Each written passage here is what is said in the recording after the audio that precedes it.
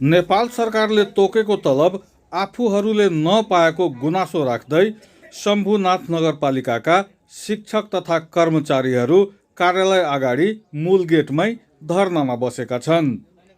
शम्भुनाथ नगरपालिकाको नगर क्षेत्रभित्र रहेका विद्यालयमा कार्यरत बाल विकासका शिक्षक एवं कर्मचारीहरूले नेपाल सरकारले तोके बमोजिमको तलब नपाएको माग राख्दै नगरपालिकाको मूल गेटमै धर्नामा बसेका हुन्।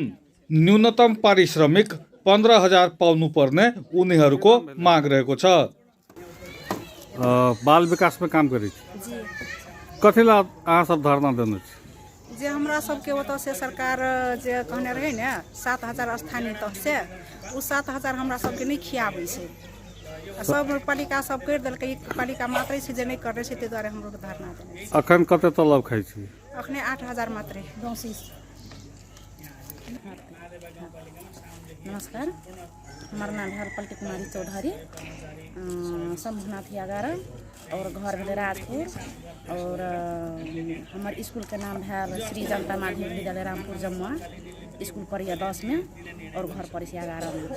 हम सब ई मांग कथी ला रखने छी सर से केंद्र सरकार तो 8,000 बजट भाषण में कर देलकै, 2,000 प्लस स्थानीय सरकार के 7,000 गछलकै, वहाँ नहीं देने छै सर।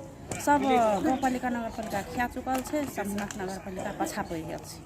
ताहि लाके हम सब ई सब धरना कार्यक्रम राखने छी, 3 दिन का राखने छी।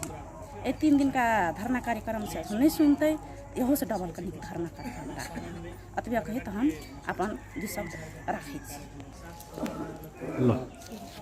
नमस्कार सर, हम बाल विकास के सहजकर्ता किरण शाह।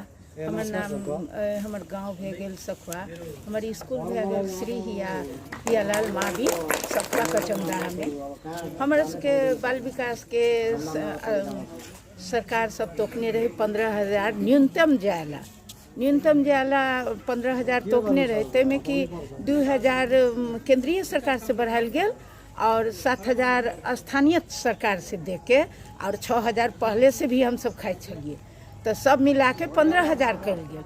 वो 15,000 में अभी हम सब 8,000 खा चुकल छी। आई आशा में कि 4 महीना के बाद अगला चौमासिक में अथी होते। अभी तक हमर सबके नगर पालिका शंभुनाथ नगर पालिका से कोनो भी कार्रवाई सुनवाई नहीं भेल है कारण हम सब आंदोलन पर कई चोटी ज्ञापन पत्र बुझेलिए, कई चोटी विज्ञप्ति करलिए, सब चीज करते करते हम सब थक गेल छी। तब आंदोलन पर कोनो मतलब ऊपर से निर्देशन नहीं भेले, तब हम सब आंदोलन पर उतरल छिए और उहे आंदोलन में अभी बसल छिए। और हम अभी एते शंभुनाथ नगरपालिका में एते छिए।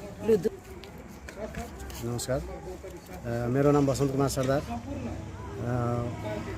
यस शम्भुनाथ नगरपालिका नेपाल विद्यालय कर्मचारी परिषद नगर कार्य समिति शम्भुनाथ नगरपालिकाको म अध्यक्ष र यस नेपाल शिक्षक महासङ्घ शम्भुनाथ नगरपालिका आन्दोलन समितिको संयोजक। यो हाम्रो लागि एकदम विडम्बनाको कुरा हो सर। आन्दोलन यहाँ शिक्षा शाखासँग र यहाँ पालिकासँग कयौँ पटक हामीले ज्ञापन पत्र विभिन्न किसिमका मौखिक लिखित सबै कुरा दिइसकेका छौँ, तैपनि हाम्रो मागहरू प्रति त्यति चनाखो देखिँदैन। कुनै पनि चाहे प्रशासनिक अधिकृत होस्, मेयर साहब होस्, चाहे उपमेयर होस्, कसैलाई हामीको चासो दिइराखेको छैन। त्यसै कारण हामीहरू हाम्रा सङ्घर्षका कार्यक्रमहरू राखेका छौँ र यो सङ्घर्ष कार्यक्रम हाम्रो भोलिदेखि सञ्चालनमा छ। आज यो कार्यक्रमको दोस्रो दिन हो र यो कार्यक्रम 13 गतेसम्म सञ्चालन हुनुहुन्छ र 14 गते यस पालिकाभित्र 24वटा विद्यालय छ र 14 गते 24वटै विद्यालय बन्द गर्ने त्यो परिपत्र भइसकेको छ र हामी सम्पूर्ण सरकारवालाहरूमा सहयोगको अपेक्षा राख्छु र हाम्रो जबसम्म माग पुरा हुँदैन तबैसम्म यो हाम्रो आन्दोलन जारी नै रहनेछ सर। नेपाल सरकारले गत आषाढमै ल्याएको बजेटमा बाल विकासमा कार्यरत शिक्षिकाहरूको तलब केन्द्र सरकारबाट 8,000 र स्थानीय सरकारबाट 7,000 थप गरी 15,000 दिने घोषणा गरेका थिए। तर शम्भुनाथ नगरपालिकाले हालसम्म बाल विकासका शिक्षिका र कार्यरत कर्मचारीहरूलाई सो मानको तलब नदिएका कारण अहिले शिक्षक महासङ्घको अगुवाईमा उनीहरू धरनामा बसेका छन् र माग पूरा नभएसम्म आन्दोलनलाई निरन्तरता दिने उनीहरूले जनाएका छन्। शम्भुनाथ नगरपालिकाबाट यो रिपोर्ट।